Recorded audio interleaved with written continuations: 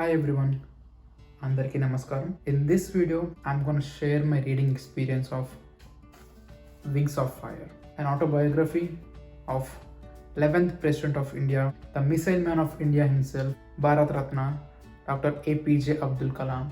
This is a journey of son of a boat owner from Rameshwaram who went on to become the chief of nation's Defense Research and Development Program. This is not just the story of Kalam's own rise from obscurity, but also his personal and professional struggles. This is also a saga of independent India's struggle for technological self-sufficiency and defense autonomy. The book begins from childhood of Kalam's. He introduces his family and takes us to the world of his birthplace, Rameshwaram. He was a great admirer of his father. When Kalam asks for his father's permission to leave Rameshwaram for his higher studies, his father says, "Abul, I know you have to go away and grow. Does the seagull not fly across the sun alone without a nest?"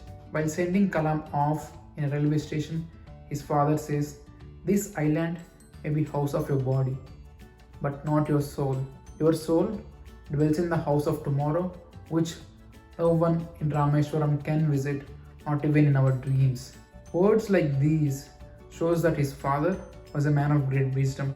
While reading about this phase of his life, I could relate to Kalam a lot, maybe because of my village background. Kalam starts as rocket engineer at Indian Committee for Space Research in Kospar. Here he meets Dr. Vikram Sarabhai, who as per Kalam is Mahatma Gandhi of Indian space. He explains his first trip to USA, his visit to NASA Research Center in Virginia. Here he comes across the shocking news of JFK's assassination. Kalam says Kennedy years were a significant era in America, and Kalam used to read with interest about JFK's moves during Cuban Missile Crisis. Moving on to the phase where India decided to be self-reliant on military hardware after bitter lessons of two wars in 1962 and 1965, Professor Sarabhai took a series of decisions that were to become the life mission of many. India would make her own rockets and her own satellite launch vehicles. In 1968, INCOSPAR was reconstituted as Indian National Science Academy (INSA), an Indian Space Research Organization (ISRO) created under Department of Atomic Energy (DAE) to conduct space research in the country.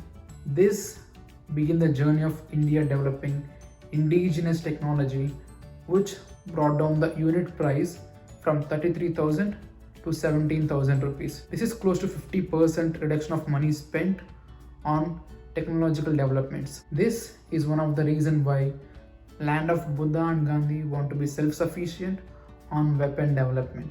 Kalam's journey at ISRO ends after successful launch of Rohini.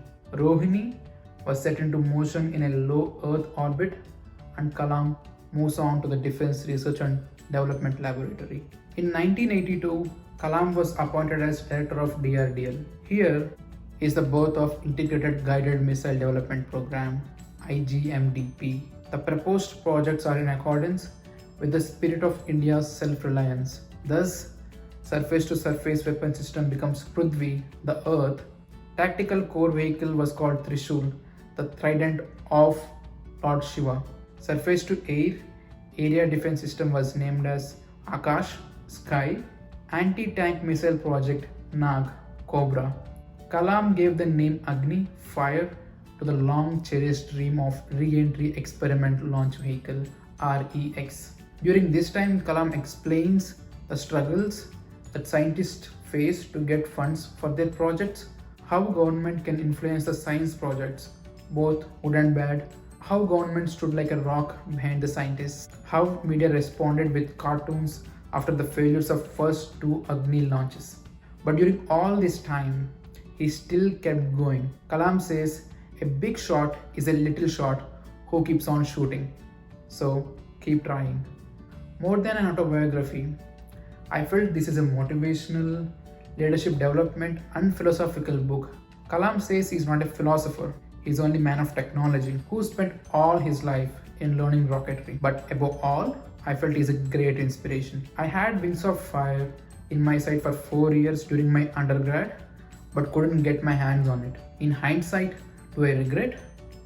I have to say no. Had I read this book then, I wouldn't have understood the importance of Tipu Sultan's painting in NASA Research Center in Virginia. Same goes with JFK's role during Cuban Missile Crisis. And I had no idea who Professor Vikram Sarabhai, Satish Dhawan, Von Braun, and other important people Kalam talks about are. I recommend this book to everyone who wants to know the initial days of ISRO and DRDO, the story of missiles that have raised India to the level of missile power of international reckoning is a great read. While reading this book, I found answers to a few ideas that I had. I was thinking about few ideas in my mind and I found an approach that I can use for my ideas. Like Kalam says, his story ends with him, but he believed that a few readers may draw inspiration. I found my inspiration and I hope you do too while reading this book. I want to sign off by sharing one of my favorite lines from Wings of Fire. Let the latent fire in the heart of every Indian acquire wings, and the glory of this great country light up the sky. With that being said, I pay my respects to Dr. Kalam and all the scientists who made India what it is today. Jai Hind.